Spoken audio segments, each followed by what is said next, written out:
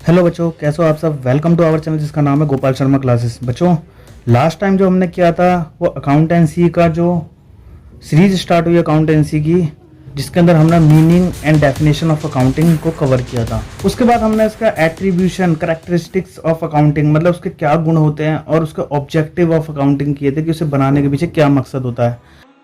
अब जो हम आगे पढ़ेंगे वो है function of accounting. Function of accounting, उसके एडवांटेज क्या है और डिसएडवांटेज क्या है। तो बच्चों याद ना, फंक्शन ऑफ अकाउंटिंग और एडवांटेज जो है दोनों के दोनों लगभग सेम ही है।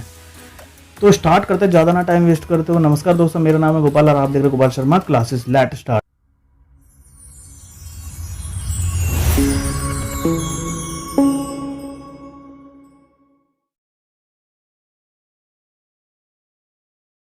तो बच्चों सबसे पहले स्टार्ट करेंगे एडवांटेजेस ऑफ अकाउंटिंग के, कि अकाउंट बनाने के क्या क्या फ़ायदे हैं। वैसे तो बच्चों याद रखना, कॉमर्स के स्टूडेंटों को पता होना चाहिए कि अकाउंट मेंटेन करने के, बुक्स ऑफ अकाउंट जो मेंटेन करते हैं उसका बहुत ही ज़्यादा बेनिफिट होता है। क्या क्या बेनिफिट होता है, लेट डिस्कस। तो जो सबसे पहला जो फ़ायदा होता है वो फाइनेंशियल इंफॉर्मेशन अबाउट बिजनेस। मतलब जब भी अकाउंटिंग को प्रॉपर तरीके से मेंटेन किया जाए तो प्रॉफिट एंड लॉस के बारे में पूरी जानकारी मिल जाती है, साल के स्टार्टिंग से साल के एंड तक। तो बच्चों अकाउंट्स मेंटेन करने का सबसे बड़ा जो एडवांटेज है वो है फाइनेंशियल इंफॉर्मेशन अबाउट बिजनेस। मतलब अकाउंट मेंटेन अगर प्रॉपर तरीके से किए जाए तो साल के स्टार्टिंग या एंड में जितना भी प्रॉफिट हमने अर्न किया है या लॉस है तो उसके बारे में पूरी की पूरी जानकारी प्रॉपर वे में मिलती है। सेकंड वन है असिस्टेंस टू मैनेजमेंट। मतलब अगर अगर अकाउंट्स को प्रॉपर वे में मेंटेन किया जाए तो इसका जो बेनिफिट होता है बिजनेस प्लानिंग करने में, बिजनेस पर कंट्रोल रखने में काफ़ी ज़्यादा मदद मिलती है अकाउंट मेंटेन करने का जो फ़ायदा है। उसके बाद आते हैं नंबर थर्ड वन है रिप्लेस मेमोरी। मीन्स अगर टाइम टू टाइम, मतलब सबसे बड़ा बेनिफिट है कि एक बार जितनी भी टेंशन होती है वो सारी की सारी बुक्स ऑफ अकाउंट्स में एक बार नोट कर दी जाए, उसके बाद आपको ये मेमोराइज करने की ज़रूरत नहीं होती। मतलब माइंड में प्रेशर ज़्यादा लेने की ज़रूरत नहीं पड़ती, एक बार अगर आपने रिकॉर्ड कर दिया तो। उसका जो नेक्स्ट है वो facilitates comparative studies. Comparative study it means, मतलब हम क्या कर सकते हैं, जब भी अगर books of account proper way में बनाया जाए तो इसमें कंपैरिजन करने में बहुत ज़्यादा आसानी होती है। एक तो कंपैरिजन वो कि अपनी परफॉर्मेंस पिछले साल से इस साल की तुलना में कैसी है, या फिर हम दूसरों से भी परफॉर्मेंस को कंपेयर कर सकते हैं। Next one facilitates settlement of tax liabilities. Means जो अकाउंट मेंटेन करते हैं, बुक्स ऑफ अकाउंट मेंटेन करने का जो बेनिफिट होता है वो होता है इनकम टैक्स या जीएसटी, जितने भी टैक्स फॉर्मेलिटीज़ होती है वो उससे हैंडल करने में काफ़ी ज़्यादा आसानी होती है। उसके बाद जो नेक्स्ट है वो है फैसिलिटेट्स लोन। अगर हमें कहीं पर भी बैंक में जाए, लोन के लिए जाना होगा तो वहाँ पे इनका बहुत बड़ा रोल रहता है, क्योंकि अब बुक्स ऑफ अकाउंट्स के आधार पर ही इनकम टैक्स पे होता है जो हम आगे पढ़ेंगे, और इससे लोन में बहुत ज़्यादा आसानी मिलती है। नेक्स्ट वन आएगा एविडेंस इन कोर्ट। मतलब कल को अगर कोई भी मैटर हो जाता है कुछ भी, तो हम इन्हें एविडेंस के तौर पर रख सकते हैं। अगर आप ऐसे कुछ केस करने के लिए जाएंगे तो उसके लिए आपको बेस आधार की ज़रूरत होगी, मतलब कुछ आपके पास कहाँ से स्ट्रॉन्ग केस बनेगा। तो ये क्या करते हैं बुक्स ऑफ अकाउंट्स, ये सबूत के तौर पर पेश किए जा सकते हैं। उसके बाद जो नेक्स्ट वन है फैसिलिटेट सेल ऑफ बिजनेस। अगर हमें सेल बिजनेस करना हो कल को तो भी हमें अकाउंट से प्रॉपर पता लग जाता है कितनी एसेट्स है, कितनी लायबिलिटी है, जो हम आगे पढ़ेंगे। नेक्स्ट वन है assistance in the event of insolvency. मतलब मीन्स अगर कल को बिजनेस डाउन जा रहा है या दिवालिया होने के कगार पर, तो वहाँ पर भी ये अकाउंट मेंटेन करने से कमियाँ सामने आती हैं, तो इसका बेनिफिट काफ़ी होता है। उसके बाद जो नेक्स्ट वन है हेल्पफुल इन पार्टनरशिप अकाउंट। और अगर हम कल को पार्टनरशिप स्टार्ट करते हैं एक या दो लोग मिलकर, तो वहाँ पर भी इसका काफ़ी ज़्यादा हेल्प होती है। उसके बाद जो लास्ट वन है हेल्प इन डिसीजन मेकिंग। मतलब डिसीजन मेकिंग, चाहे कब हमें बिजनेस में पैसा डालना है, कब निकालना है, कितना प्राइस पे सोल्ड करना है गुड्स को, तो ये सारी की सारी चीज़ें एडवांटेज है।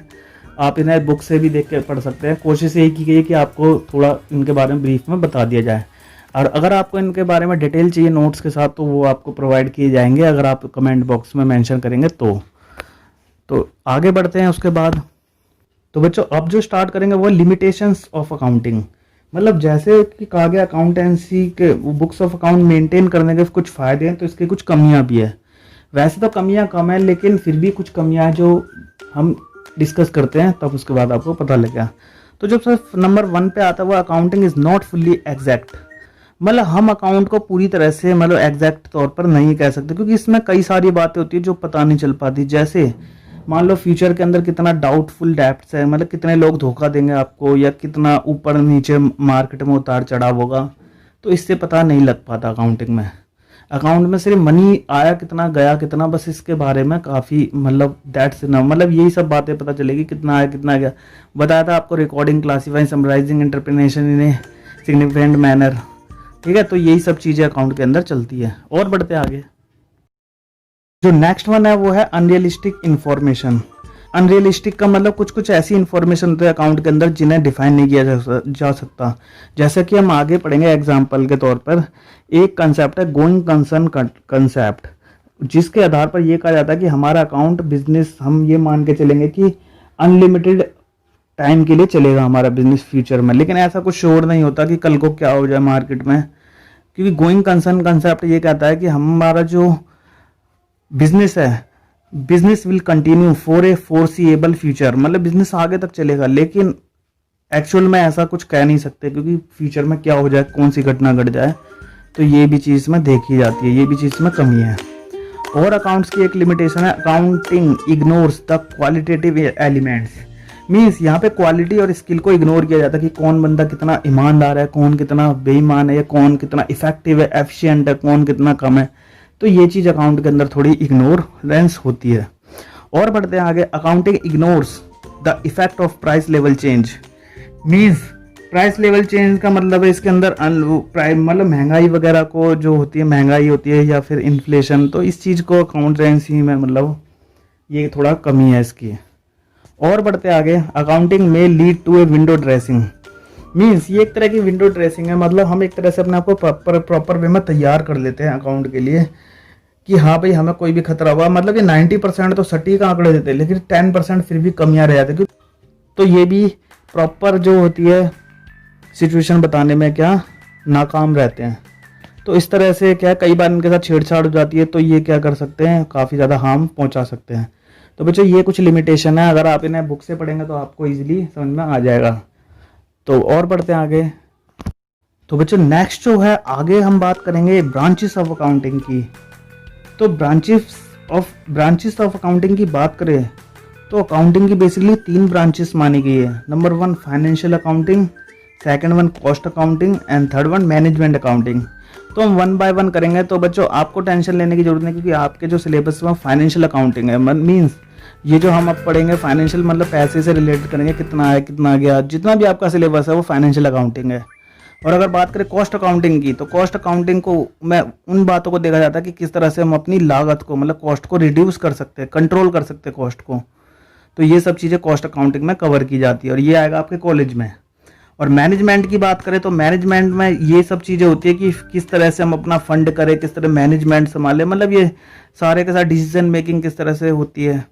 तो ये आते हैं मास्टर डिग्री में, मतलब जब ग्रेजुएशन के बाद जो चीज़ें करते हैं उसमें कोर्सों में।